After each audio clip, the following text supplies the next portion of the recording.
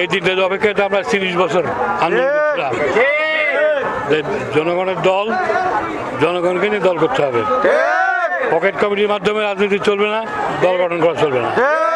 সরাসরি জনগণের প্রত্যক্ষ ভোটে ইউনিয়ন কমিটি, থানা কমিটি, জেলা কমিটি সব নির্বাচিত হবে। খুশি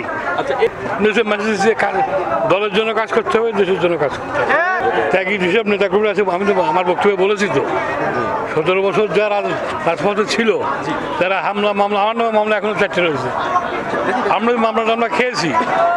আমরা তো এই দল পুনর্গঠন করার জন্য, আজকের এই দিনটার জন্য আমরাই তো, আমার সঙ্গে যে ছিল আমাদের এলাকার, আমরা কাজ করেছি।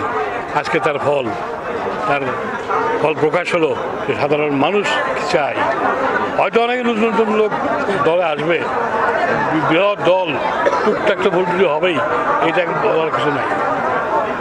তো আমরা আশা করি যে ত্যাগী নেতাকর্মীদেরকে নিয়েই দল পুনর্গঠন হবে ইনশাল্লাহ।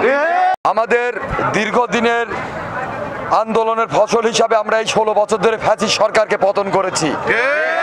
এই পতন করে আগামী দিনের রাষ্ট্রনায়ক তারুণ্যের অহংকার তারেক রহমান একটি চৌকস জেলা বিএনপি উপহার দিয়েছে।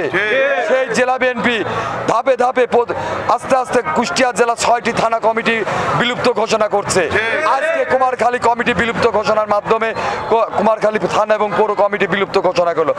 আগামীতে এই জেলা বিএনপির কাছে আমাদের প্রত্যাশা, ত্যাগী রাজপথের সৈনিক যাদের হামলা মামলা আছে, যারা দীর্ঘদিন রাজপথে আন্দোলন সংগ্রাম করেছে, সেই সকল নেতাদের মূল্যায়ন করে আগামী থানা এবং পৌর কমিটি করতে আমাদের জেলা বিএনপির কাছে প্রত্যাশা, যারা এখনো বিগত 16 বছরে যারা ঘরে ঘুমাতে পারি নাই, রাজপথে ছিল, দীর্ঘদিন জেল কেটেছে, তাদেরকে মূল্যায়নের মাধ্যমে কুমারখালী থানা ও পৌর বিএনপি করতে পারলে আমাদের কুকসা কুমারখালীর গণমানুষের নেতা আলহাজ নুরুল ইসলাম আনসার প্রামাণিকের নেতৃত্বে আমরা এই 2 থানাকে সংগঠিত করবো ইনশাআল্লাহ।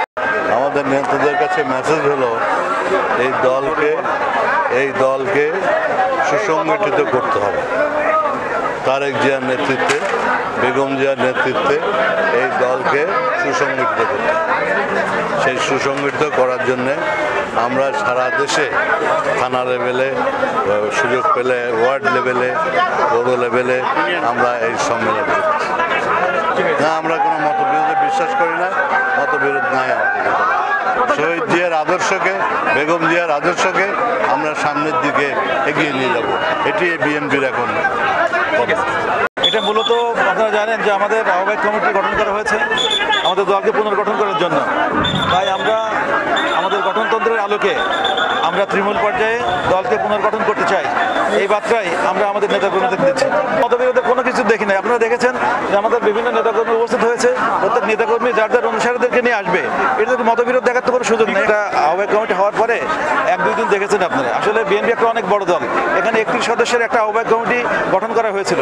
এখানে 2-1 জন নেতাকর্মী, যারা ত্যাগী নেতাকর্মী বাদ পড়েছে, সেই ব্যাপারে আমরা কথাবার্তা বলেছি। এটাতে পুনর্গঠন হতে পারে। বিএনপি এত বড় একটা দলে সবাইকে যে একসাথে আপনি স্থান দিবেন 31 সদস্যের মধ্যে, এটা তো সম্ভব না।